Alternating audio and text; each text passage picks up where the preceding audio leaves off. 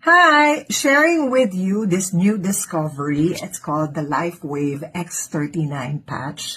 Hindi ko lang alam kung yung iba sa inyo ay na-discover na to. Dun sa mga hindi pa, eto siya. It comes in a box like this. Tapos, meron siyang parang envelope na ganito. Yan.